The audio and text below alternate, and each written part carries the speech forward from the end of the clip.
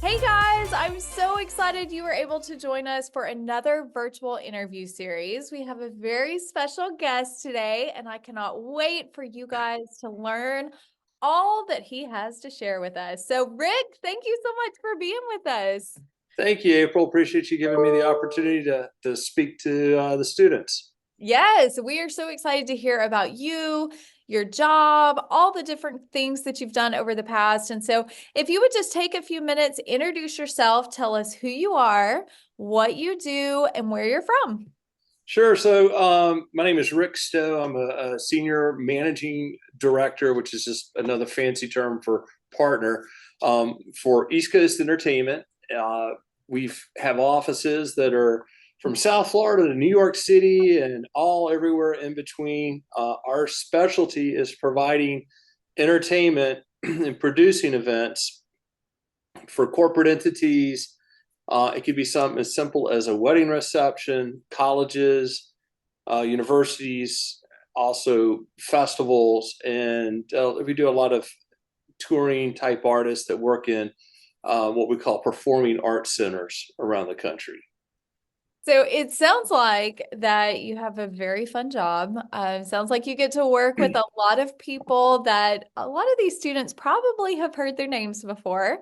But could you tell us a little bit about what your daily activities look like? When you wake up and you go into the office, what does a normal day in the life of Rick Stowe look like? I'm always trying to stay one step ahead of all the emails and phone calls and so forth. So for instance, today my phone's off. I've muted it. I'll make sure I mute this one, the cell phone. But it's all really about organizational skills and managing your day effectively. So I will come in and answer whatever emails that I've, landed in the box overnight. And I have a list of calls that I will make to prospective customers, either to follow up, hopefully to close them on trying to book a specific band or entertainer for their event. And typically one question will lead to another, and it almost becomes just triaging your day and carving out day parts, which are, I need to follow up with this person. I need to do this, and try to be as concentrated and mindful of best use of time. Yeah. So I know for a lot of these students, they may be thinking like, okay, what does a managing partner, what does a partner look like? What does that even mean for a company like yours? Can you give a little detail about what does it mean to be in your job role? Yeah. So like with East Coast Entertainment, I've been here for almost 30 years. So started off as an assistant, learning the ropes, went into more of a sales quote agent role where I have a roster that I'm trying to book. And, as people get older, they often have a 401k, which is an investment portfolio. The key to 401ks is to diversify. Same thing in my business. I've diversified. So where maybe I'm doing this weekend, it's a wedding reception, but tomorrow I'm in Orlando for a huge corporate board of directors and top sales executives for Colgate Palmolive. And it's a really, really fun party. They're down and they're playing golf. They're doing team building activities. They're also obviously doing business meetings, but tomorrow night they let loose in a big way, celebrating their success and what their team are doing and also, kind of the long-term plans for what the next year and a half or 3 years may be for Colgate. So it's kind of interesting, and it makes you appreciate when you buy the tube of toothpaste that you're investing in something that it comes back and, well, okay, great, I'll get to work with some of these folks, and you don't realize where some of the opportunities are. As far as a managing partner, I babysit. So I have a team of salespeople and administrative people, artist services, marketing, that I all just need to make sure that they're doing their job. I have 8 other partners that do the same, various degrees, and manage different lines of businesses for our company. And we have to work together. So it is at times some long hours. It's very satisfying when I'm not in the office. I will tell, the students and stuff that I go stir crazy. I'm a little ADHD uh, when I'm stuck in the office for more than a week at a time. I love to travel, which is a real benefit of this occupation's career. And I love to meet new people. And there's something extremely satisfying when you enjoy the entertainment business, or maybe you came from a band background or musician background, and you're able to take that passion and combine it with, business acumen to really create a long-term successful career in the entertainment business. And if you think about it, there's a lot of folks that, we all see on stage, and they may be what you call a flash in the pan. They're here today and back delivering pizzas 2 years from now. Nothing, there's anything wrong with delivering pizzas, but it's such a fast moving industry.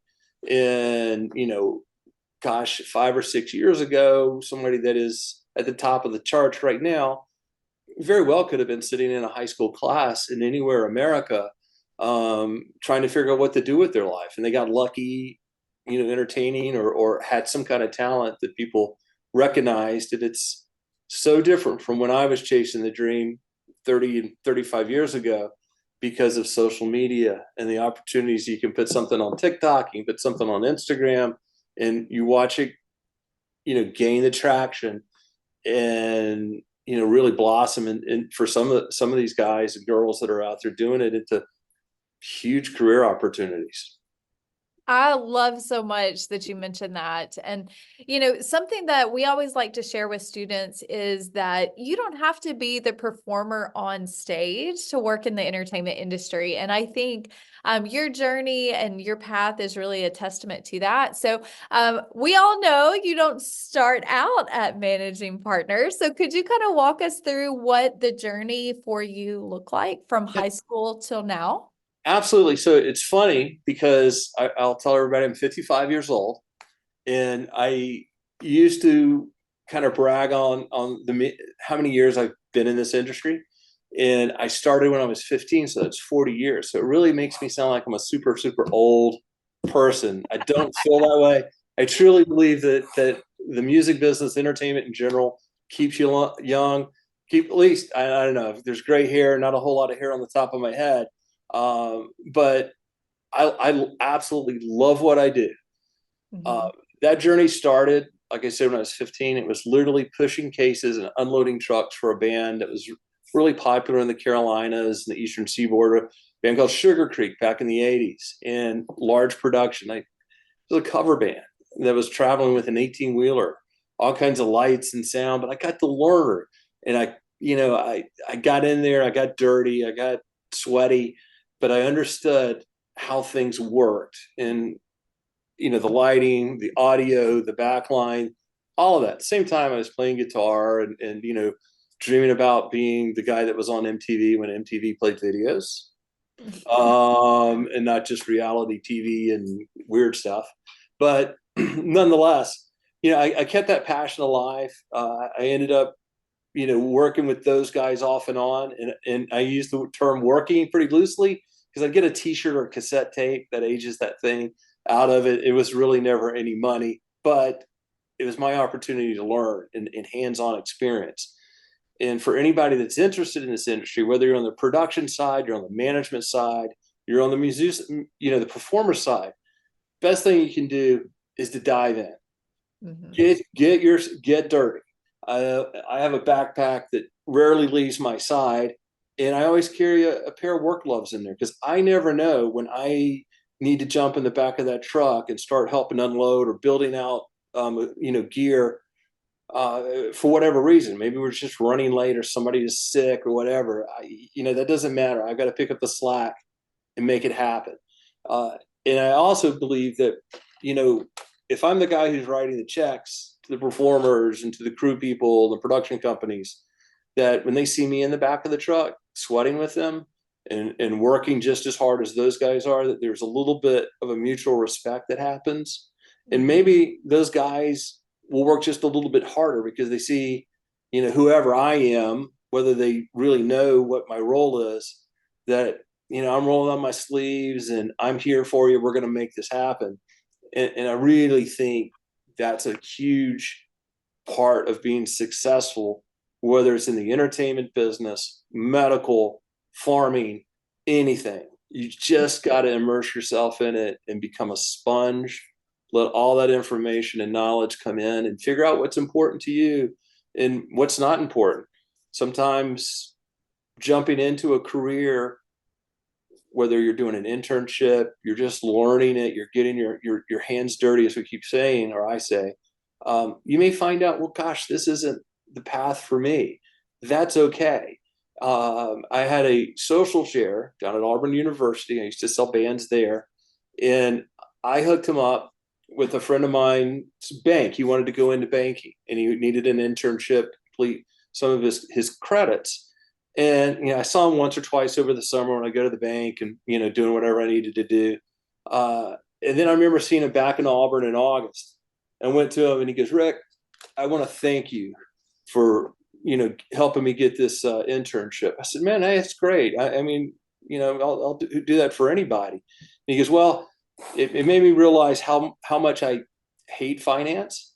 And I've changed my major and I'm doing this, I'm doing that. Because if it wasn't for you, I wouldn't have known how bad this is. But to the point, just get in there and do it and figure out if it is the right place for you. And if it's not, pivot, do what you got to do to make yourself happy.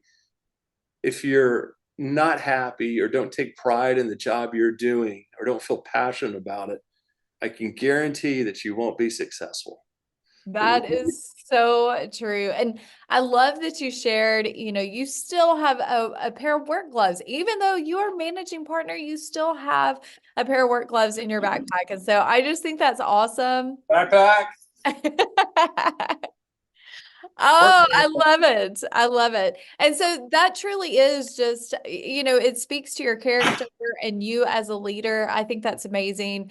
And so many times we as young people and all the students that are watching may think, well, that's not part of my job or that's not in my job description. But in order to be successful, you truly, like you said, have to immerse yourself and jump in and do more than what's expected. And so I'm so glad that you shared that with us. I mean,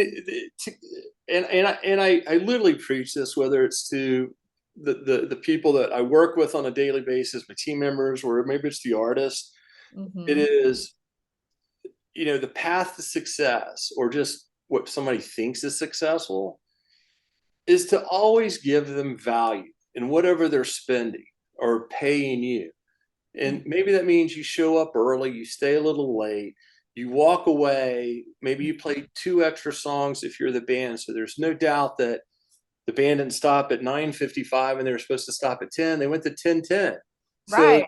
the client, the person paying for the band or experiencing the event, goes, wow, these guys, they feel like no matter what the price is, whether it's $5,000 or $5 million, they feel like there's value in what they paid and the return on their investment, ROI, which is a term most of you guys will hear at some point in your careers and life, but that there's value in it. And the value, sometimes it's different. It's perceived different person to person and what it is. But if you can have somebody walk away from an event and say, golly, that was fun. That was the best night of my life. I can't believe how great that band or the comedian or whoever it is that was performing. And and yes, I feel like we did a good job. They feel like I did a good job. And that pretty much will lead to referrals, new business opportunities, and hopefully you've kind of gained a lifelong client because they feel like they're going to come back to you next year's event or 2 years or whatever. And that's a real solid process in how you build a book of business. I love it. That is such great advice. And I hope all the students are listening and taking it in. One thing I always love to talk to our guest about is, life isn't easy for anyone. And throughout your journey, I'm sure you've had some ups and downs and had some obstacles to overcome.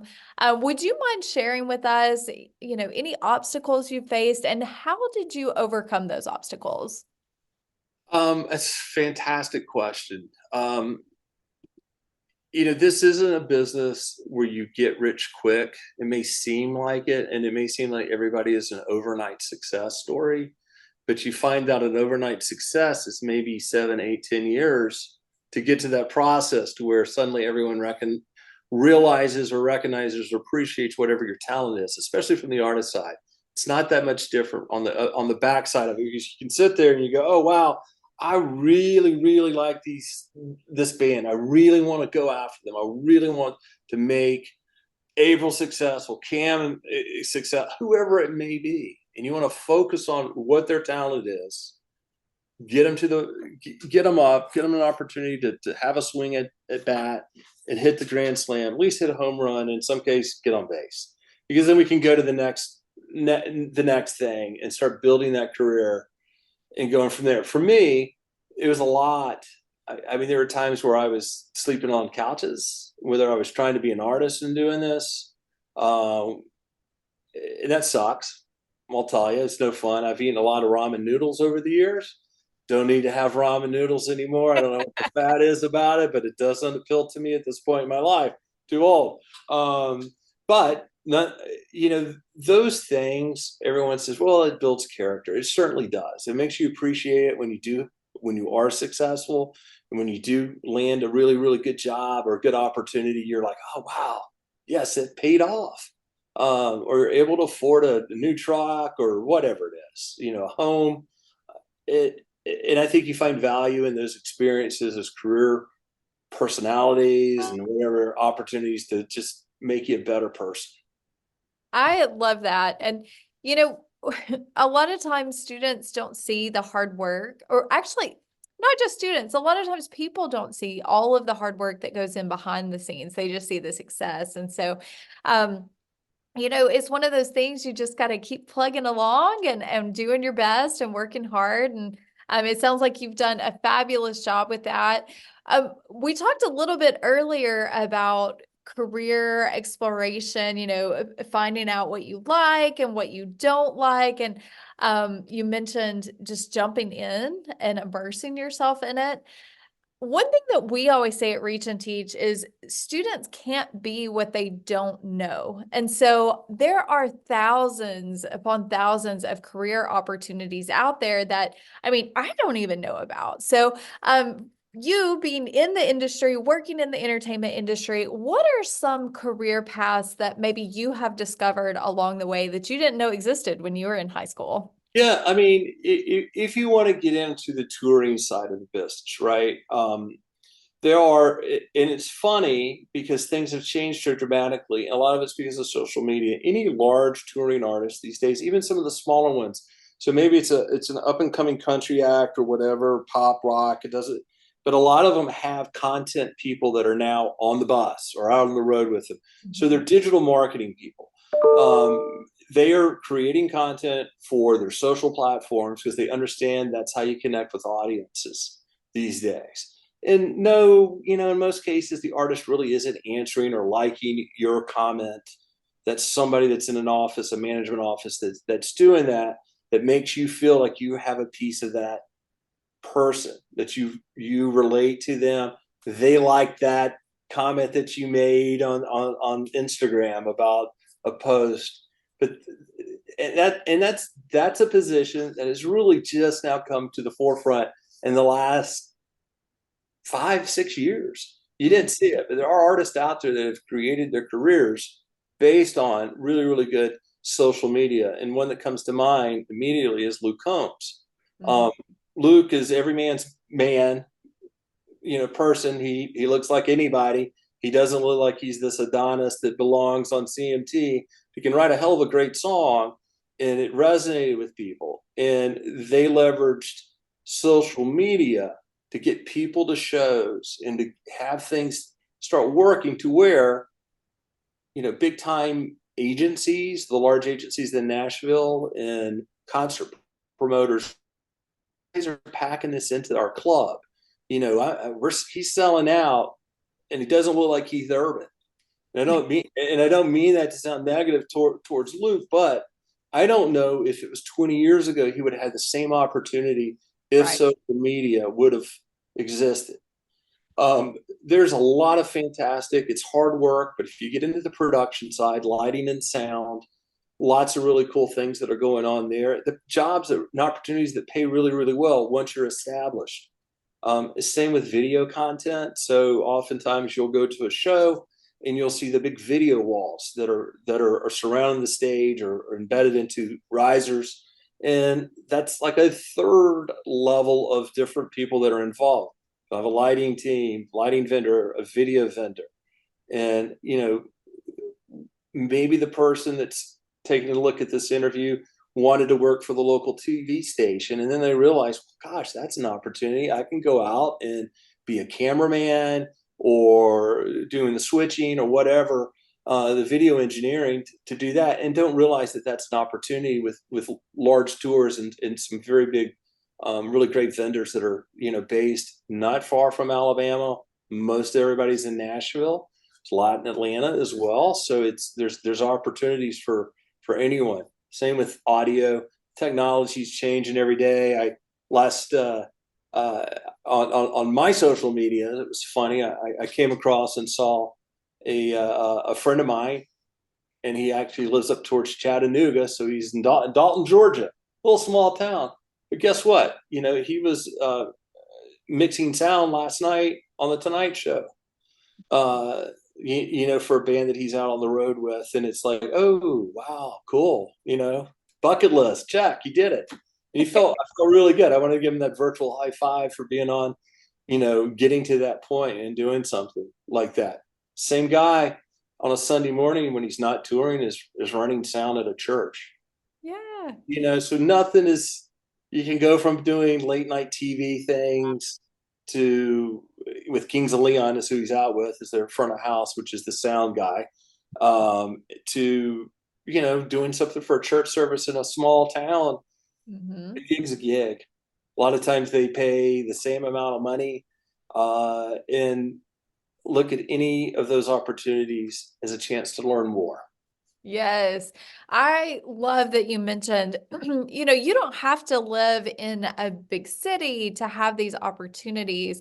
They're out there everywhere. And a lot of students that are watching this interview might be from a small town. You might be thinking, there's nothing here like that for me.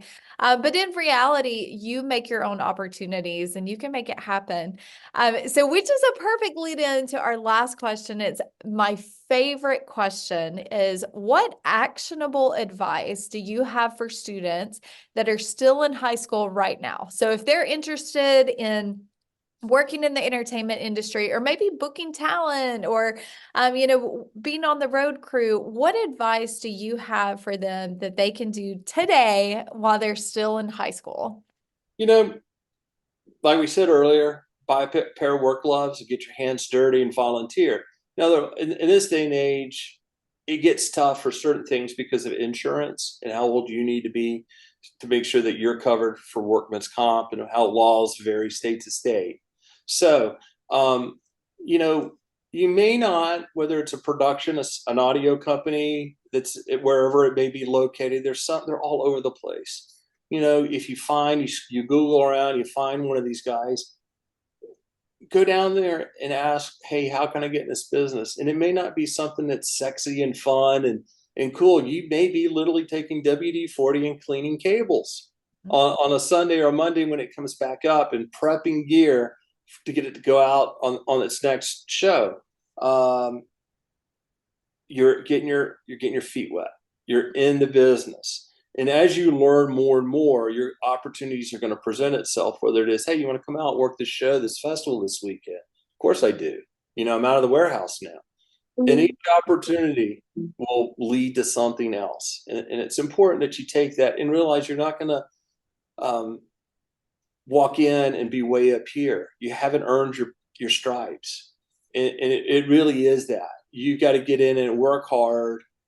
Don't complain. No one wants to hear that. And, get out there and be useful. Stay out of some people's way. Don't be a nuisance, but, ask questions. A lot of guys, once they realize that you're really interested in it and that you're willing to get out there and do this, they're willing to share, advice, information, knowledge that you can kind of, we talked earlier about being a sponge. You'll absorb it. You never know when you pull it back out and need it at some point. It just happens organically. Yes. And you mentioned volunteer opportunities. I mean, so many times you see these festivals or events or even local things at your church or at your school that you can get involved with that will give you insight into the entertainment industry. April, you just said something really important about like churches, and they're different everywhere. And one thing that I've seen in a lot of different parts of the country are the kind of more modern approach to your Sunday morning service where they have a praise band and they have nice production and they've got a good soundboard and good lighting. And if you're a member of a church, or even if you're not, you want to go in and ask to volunteer, they're going to say yes in most cases. Now, does that mean setting your clock at 4 o'clock in the morning on a Sunday to be there at 6 for rehearsal, to run things through and learn it? Probably so. But that's the sacrifice you make in order to get further along in life, whatever it is. But that's a wonderful opportunity that is in every town, everywhere, every neighborhood, where you could go today and talk to somebody and probably be able to get in there, especially if you're volunteering or you're wanting an intern. And then as you learn, it presents a chance to be compensated. And that's, I'm glad you brought that up. That's fantastic. Yes. Also, as you guys go into college too, since we're talking to high school students, a lot of colleges have student activities boards where you get in and you get an active role discussing the different entertainment that's coming to performing at colleges for students, the concert series. Some of these have kind of like coffee house, and maybe they're just doing trivia night at the student union. But all of that, it just all adds up. Go get it, and you'll start meeting people, and then that person will introduce you to someone else, or think, you know what, April's super smart. We need to get her to do this.